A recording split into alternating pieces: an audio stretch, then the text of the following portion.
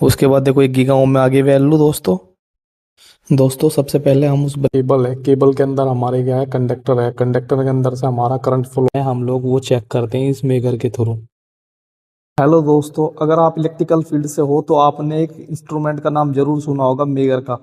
तो दोस्तों ये वो मेगर है, डिजिटल मेगर। इसको दोस्तों हम इंसुलेशन रेजिस्टेंस टेस्टर भी बोलते हैं। ठीक है दोस्तों, तो आज की इस वीडियो में मैं आपको यही बताऊंगा मेगर क्या होता है, इसको हम लोग क्यों यूज करते हैं, कैसे यूज करते हैं। और दोस्तों वीडियो के लास्ट में मैं आपको इसके थ्रू एक मोटर का मेगर करके दिखाऊंगा। ठीक है दोस्तों, मैं आपको मेगर के बारे में आज डिटेल में बताने वाला हूँ। ठीक है दोस्तों, तो वीडियो बहुत ज़्यादा इन्फॉर्मेटिव होने वाली है। वीडियो को शुरू से लेकर लास्ट तक देखना। ठीक है, मेरा नाम गौरव है दोस्तों, और मैं सऊदी अरब में काम करता हूँ ऑपरेशन एंड मेंटेनेंस डिपार्टमेंट में। चलो मैं इसके बारे में आपको मेगर के बारे में थोड़ा पहले बेसिक डिटेल देता हूँ। ठीक है, उसके बाद आपको प्रैक्टिकल तरीके से यूज करना सिखाऊंगा। दोस्तों इस मेगर से, जिसको हम लोग इंसुलेशन रेजिस्टेंस टेस्टर भी बोलते हैं, इससे हम क्या करते हैं, इंसुलेशन रेजिस्टेंस चेक करते हैं कि हमारा जो इंसुलेशन है, जैसे फॉर एग्जांपल हमारी मोटर का, केबल का, या हमारी जो पैनल की जो बस बार होती है, ट्रांसफार्मर होती है, उसका इंसुलेशन का रेजिस्टेंस कितना है, हम लोग वो चेक करते हैं इस मेगर के थ्रू। अब दोस्तों जैसे ये हमारा एक केबल है, केबल के अंदर हमारे क्या है, कंडक्टर है, कंडक्टर के अंदर से हमारा करंट फ्लो हो रहा है।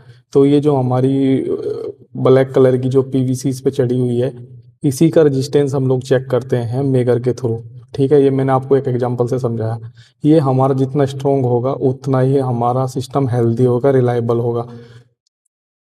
अगर दोस्तों ये हमारा इंसुलेशन वीक होगा तो हमारा सिस्टम फेलियर होने के चांसेस रहते हैं। ठीक है दोस्तों, हमारा अर्थ फॉल्ट हो सकता है और शॉर्ट सर्किट हो सकता है। तो यही हम चेक करने के लिए मेकर करते हैं। ठीक है दोस्तों, देखो दोस्तों, मैं इसके मेगर के बारे में आपको कुछ डिटेल बताता हूँ। ये मेगर कंपनी का इंसुलेशन रेजिस्टेंस टेस्टर है, जिसकी लिमिट है 10 kV। ठीक है दोस्तों, तो दोस्तों ये हमारा एक सेलेक्टर स्विच है। देखो यहाँ पे इसको सेलेक्ट करने के लिए IR, IRT, DAR, PIDD, SV। तो दोस्तों ये मैं इसके बारे में बताता हूँ। जैसे ये हमारा IR है, इसका मतलब हो गया हमारा इंसुलेशन रेजिस्टेंस टेस्ट। अगर हम यहाँ पे इसको सेलेक्ट करके और वोल्टेज को सेलेक्ट करके टेस्ट बटन दबाएंगे, तो ये हमारा कंटिन्यू वोल्टेज को इंजेक्ट करता रहेगा, स्टॉप नहीं होगा। स्टॉप करने के लिए हमें दोबारा टेस्ट बटन दबाना पड़ेगा। ठीक है दोस्तों, दूसरा है हमारा ये IR और T लिखा हुआ है। तो इसका मतलब दोस्तों ये है, जब हम यहाँ पे सेलेक्ट करके हमने इसमें टाइम सेट किया होता है, जैसे 30 सेकंड या 1 मिनट। तो जैसे फॉर एग्जांपल हमने यहाँ पे 1 मिनट सेट किया हुआ है। ठीक है, 1 मिनट हम लोग यहाँ पे सेट करके रखते हैं और यहीं पे रख के हम लोग टेस्ट करते हैं। तो इसका मतलब ये है, जब हम वोल्टेज को सेलेक्ट करके टेस्ट करेंगे, तो हमारा जो ये जो टेस्ट है ऑटोमेटिक 1 मिनट में बंद हो जाएगा। ठीक है दोस्तों, उसके बाद दोस्तों ये एक ये है हमारा PI। तो इसका मतलब होता है पोलराइजेशन इंडेक्स। ये हम लोग ट्रांसफॉर्मर का करते हैं, इसके बारे में आपको अलग से डिटेल वीडियो बना के दिखाऊंगा। तो मोस्टली हम लोग इसको यहीं पे रख के टेस्ट करते हैं। उसके बाद दोस्तों ये हमारा होगा वोल्टेज सेलेक्ट करने का, लेके हमें कितनी वोल्टेज सेलेक्ट करनी है। दोस्तों देखो, जैसे हमारा LT का सिस्टम होता है, जैसे 415 पे यूज होने वाला हमारा केबल LT मोटर होती है 415 वोल्ट पे। और उसके बाद हमारा LT पैनल की जो बस बार होगी, उसको हम 500 वोल्ट पे सेलेक्ट करके टेस्ट करते हैं। ठीक है दोस्तों, उसके बाद जो हमारा हाई वोल्टेज होगा, जैसे 11 kV, 33 kV, उसको हम 2.5 या 5 kV पे रख के टेस्ट करते हैं। ठीक है, ये वोल्टेज हम इंजेक्ट करके टेस्ट करते हैं। ठीक है दोस्तों, इतना समझ में आ गया। उसके बाद दोस्तों ये हमारा टेस्ट बटन है। सारा कुछ करने के बाद, ये सेलेक्ट करने के बाद, वोल्टेज सेलेक्ट करने के बाद और लीड लगाने के बाद हम लोग टेस्ट बटन दबाते हैं, हमारा वोल्टेज इंजेक्ट होना स्टार्ट हो जाता है। उसके बाद देखो दोस्तों, यहाँ पे हमारे दो लीड आती है। ये दो लीड आती है, ये वाली रेड वाली हमारी प्लस में लगेगी ऐसे, और ये जो ब्लैक वाली है ये माइनस में लगेगी ऐसे करके, ये कनेक्ट होती है। ठीक है दोस्तों, और ये बटन जो हमारे सेटिंग को सेलेक्ट करने के लिए है।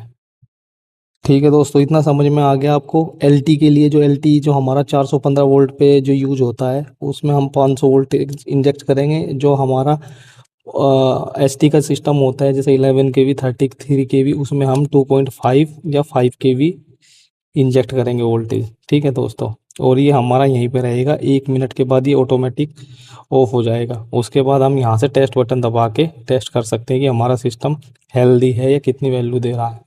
दोस्तों मैंने मेगर के बारे में आपको जो ज़रूरी बातें थी वो डिटेल बता दी। अब मैं आपको एक एलटी की मोटर है हमारी जो 415 वोल्ट पे चलती है, उसका हमारा पीएम है। ठीक है दोस्तों, प्रिवेंटिव मेंटेनेंस हम लोग कर रहे हैं।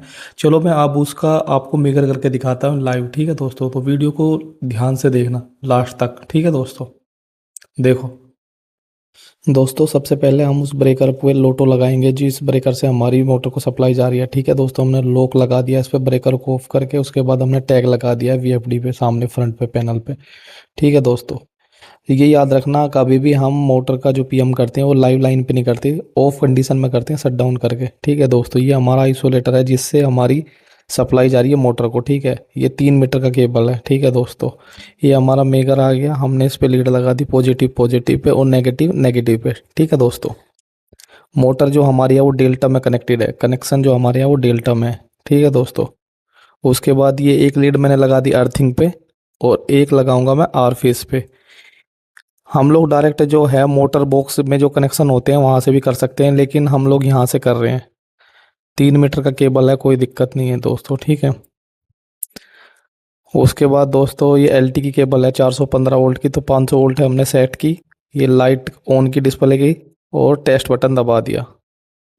ये देखो रेड हमारा ब्लिंक कर रहा है, टेस्ट हमारा प्रोसेस में हो गया। देखो 513 वोल्ट इंजेक्ट हो रही है और ये हमारी वैल्यू अभी मेगा ओम में आ रही है। उसके बाद देखो एक गीगा ओम में आ गई वैल्यू दोस्तों, 1.7 1.9 2. अब ये देखो हमारा टाइम चल रहा है 20 सेकेंड। ये 1 मिनट बाद ऑटोमेटिक स्टॉप हो जाएगा और जो वैल्यू है हमारी वो डिस्प्ले कर देगा।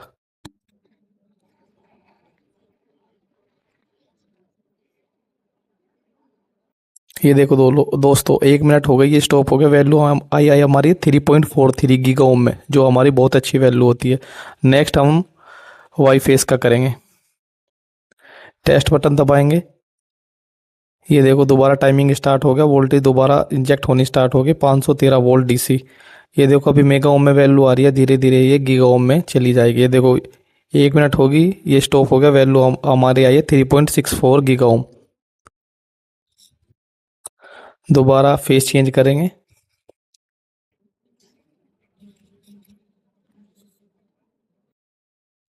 दोबारा इंजेक्ट करेंगे दोस्तों बी फेस के लिए। ये देखो टाइमिंग हमारा स्टार्ट हो गया, वैल्यू हमारी आनी स्टार्ट हो गई, वैल्यू हमारी आई है 3.61। ठीक है दोस्तों, तो सारी वैल्यू हमारी गीगा ओम में है, जो बहुत ही अच्छी बात है, स्ट्रॉन्ग है हमारा। दोस्तों मैंने आपको लाइव एक मोटर का मेगर करके दिखाया, आपने देखा वैल्यू हमारी कितनी अच्छी है, ये गीगा ओम में आई है। ठीक है दोस्तों, गीगा ओम में जो वैल्यू आती है हमारी वो बहुत एक्सीलेंट आती है। ठीक है, इसका मतलब हमारा जो इंसुलेशन है मोटर का बहुत ज़्यादा स्ट्रॉन्ग है। तो दोस्तों अब मैं आपको बताता हूँ मिनिमम हमारी जो वैल्यू एक्सेप्टेबल वैल्यू है वो कितनी आनी चाहिए। दोस्तों 100 मेगा ओम से ऊपर वैल्यू हमारी आती है तो वो अच्छा इंसुलेशन माना जाता है। अगर 100 मेगा ओम से कम आ रहा है तो इसका मतलब वो वीक है। ठीक है दोस्तों, अच्छा नहीं है। ठीक है दोस्तों, लेकिन मैंने अपनी लाइफ में काफ़ी, जैसा हम लोग पीएम करते हैं, पीएम करते हैं तो जो वैल्यू है वो गीगा ओम में ही आती देखी है। ठीक है दोस्तों, तो अगर वीडियो आपको पसंद आई है तो चैनल को सब्सक्राइब करें, वीडियो को लाइक करें। अगर आपका कोई क्वेश्चन है कमेंट सेक्शन में मुझसे पूछ सकते हो। ठीक है दोस्तों, थैंक यू।